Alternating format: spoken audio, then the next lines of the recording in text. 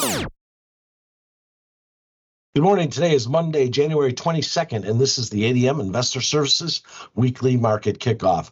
Please note that the views and opinions expressed here today are solely those of our guests and should not be construed as the views or opinions of ADM Investor Services or ADM. Today's guests are Mark Soderberg, ADMIS Senior Ag Analyst, and Alan Bush, ADMIS Senior Financial Economist.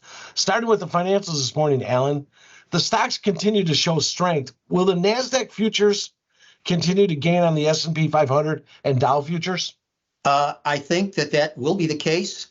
And basically, in an atmosphere of lower global interest rates, the interest rate sensitive NASDAQ, which is actually more interest rate sensitive than some of the other indices, will probably continue to gain on all of the other stock index futures.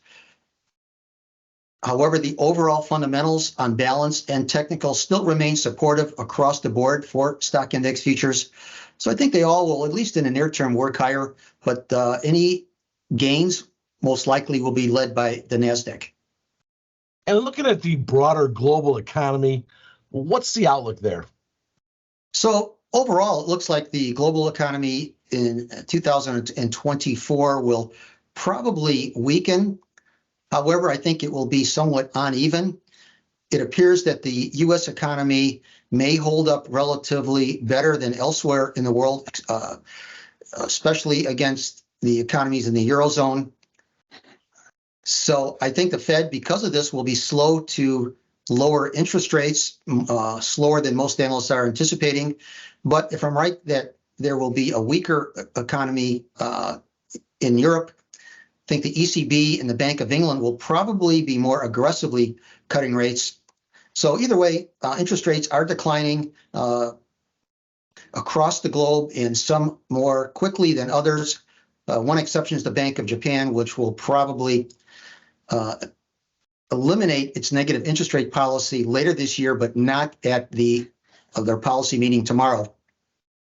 So overall, a weaker global economy is likely, but once again, more so in Europe than in the U.S.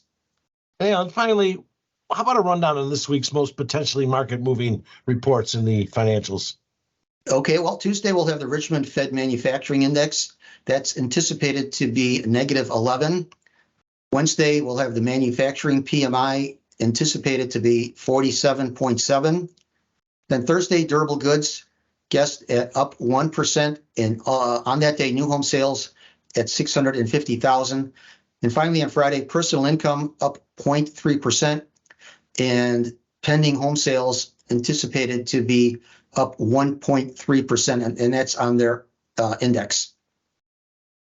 Turning toward the grain markets, Mark, it's been just over a week since the bearish USDA reports that we saw in January.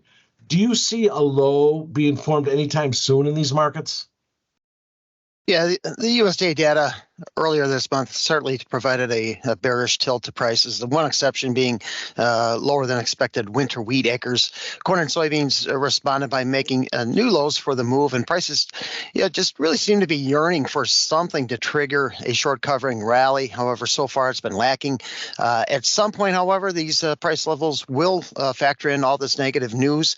There remains a lot of uncertainty with South American production, particularly with Brazil's soybean crop, where estimates are quite wide. Argentina crops, they'll be much better than they were a year ago when they were reduced by drought.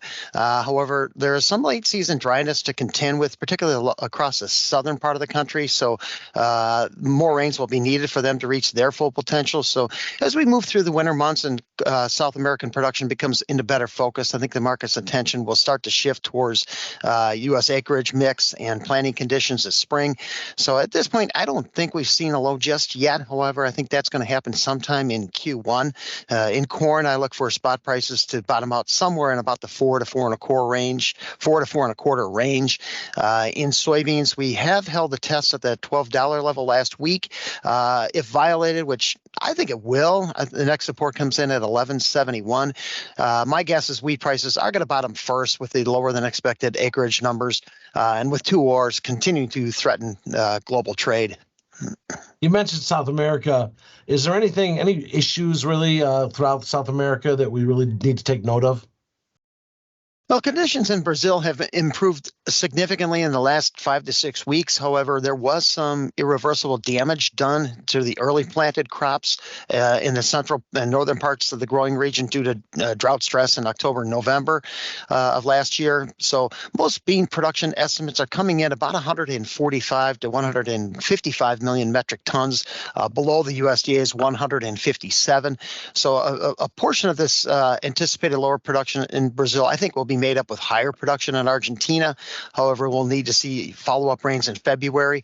But the combined production between the three biggest producers in South America, I think, is going to be down a little bit from current projections, about 210 million metric tons. However, that's well above the previous record of 195. So harvest is starting to roll along here at about 6% now in Brazil. So first corn is being planted right behind that. That's at 8% complete, and a lot of weather to go through yet with the corn in South America. Lastly, Mark, how about an update on the specs and funds? Where are they positioned in the grains at present? Right now, money managers, they have their largest short position in the ag space since May of 2019, when they had their largest short position ever. And more specifically in corn, they're short 260,000 contracts. That's the biggest short since June of 2020. In the soybean complex, they've been net sellers now for 8 consecutive weeks and are now short all three legs of the soy complex for the first time since September of 2019. And in wheat, they're short as well, all three classes. However, their positions, they've been pared back a little bit since reaching a combined record large short position back in December.